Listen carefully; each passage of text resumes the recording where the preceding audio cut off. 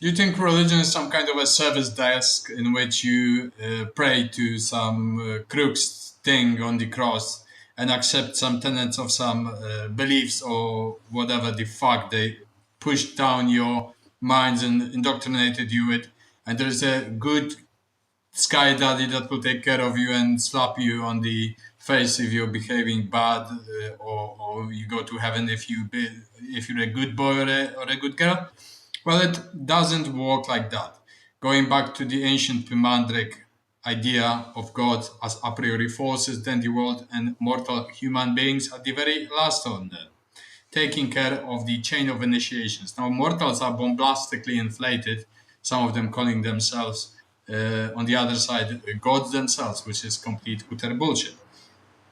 Why was the process always elitist? Because a mortal human being was not meant to be a demigod, a hero, anything surpassing itself. Now, the anima mundi involves itself in the generationalist process of evolution, for example, within all living beings and beyond that, within the astral realities and ethereal realities, the anima mundi is present. However, if you want to climb that ladder like a monkey and ascend that ziggurat tower up, there are rules, coordinates, references, and so on, so on. So, in other words, once you accept this first axiom that gods exist and they're not your servants and that they don't grant you wishes if you pray to them, but you pitch to those powers and forces that are human, sometimes anti human, in the sense that there are objective forces that are dispassionate and deprived of the mortal in the levels of individuation, having certain natures and forces and powers and so on and so on. So at this stage, the first stage is pitching to the gods. You make an offer of your life, of your rituals, of your ceremonies, of your meditations, of your contemplation, of your philosophies. And if something, some undefined thing triggers a realization between you and the objective reality and the objective metaphysical forces of God, that's when the magic starts, right? Because then you multiply those realizations or you multiply your delusions. If you multiply realizations, admixture sometimes with delusions, cognitive bias, and so on, you are on the right path. And the truth is that gods and goddesses, as ontological powers, they don't really care for you. It is as if pretending that you go in the wilderness and you care that a tiger cares for you. The tiger cares to eat you if it's hungry. It's these are not anthropocentric forces. So you need to de-anthropocentrize a bit. Sure, there are masks of humane gods and goddesses much closer to humans. For example, the mighty Athena Glaucopis, very humane goddess. And as such, the whole theology of heathens was that it is based on philosophy, arithmetic, logic, reason theology, and great heroic ordeals that makes you different from the white noise of other human beings, that makes you discerned, that makes you distinct from other mortals. In other words, genius is much in value, heroism is much in value, creating civilizational foundations is much in value, being something great is something of value because you contribute something to the heavens, like anathema of Zeus, Austin Osman Spur. Don't imagine yourself to be of significance to heavens and the gods if you made the earth a sorry spectacle of your filled theology and other gibberish that you believe in.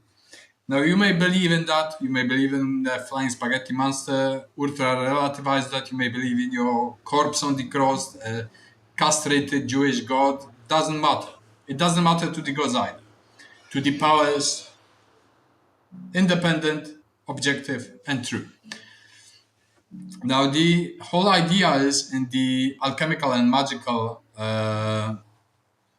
ascent that it is elitist because you need to fulfill certain conditions. You need to fulfill the conditions of self-coining, discipline, responsibility, freedom, the ability to differ from this white noise of narcissistic individuals that are not individuated. That means they didn't coin a genius, or in the case of females, a Juno, something ingenious that is compatible, like a clavis, like a key, with higher forms and realities of the gods. For example, for instance, so once you accept the axiom, the a priori gods and forces are true in variables, varieties, and all that, and that the world is polytheistic and pandemonic in essence and panentheistic. So it is the divinity is within, and what the gods and goddesses share is divinity. Then you may start your speculations from this point with Hermetica, with philosophy, with praxis, with experiential knowledge, with experience, with laboratory like testing of various axioms of power, magic, understandings, wisdoms, arete, and so on, because there is no other way. If you get a chaotic mess in chaos magic paradigm, you may achieve some little effects on the phenomenal world, but you won't be granted the access to the powers that redeify you, revitalize you, and make you into a little mortal god posthumously, as well as working on you in vivo, on your body, on your mind, on your energetic grids, on your spine, on your brain, in life. That's the first step on that ziggurat. Now, this is a lifelong path. If you abandon it midway, don't count on any rewards, don't count on any punishments. But it is like if finishing a sculpture and then abandoning the sculpture and saying, I'm going to eat some French fries in McDonald's. Then the sculpture is unfinished. Is the sculpture to blame? No, you're to blame that you unfinished your work and left it far behind. That's your issue, your problem. The gods don't care. You abandoned your works. Oh well. That's why it is a lifelong task of serious engagement, serious commitment, and serious acts. Apart from that, you need to live. You need to have you need to work. Sometimes you have a family. Sometimes you have a girlfriend that you take care of. You have a family, acquaintances. It's moving in between. And if you can't cope with your life primarily, how can you cope parallelly with great burdens of gigantomachia of the gods? That is heroic. The heroic part is remembrance. Mnemosine is aletheia.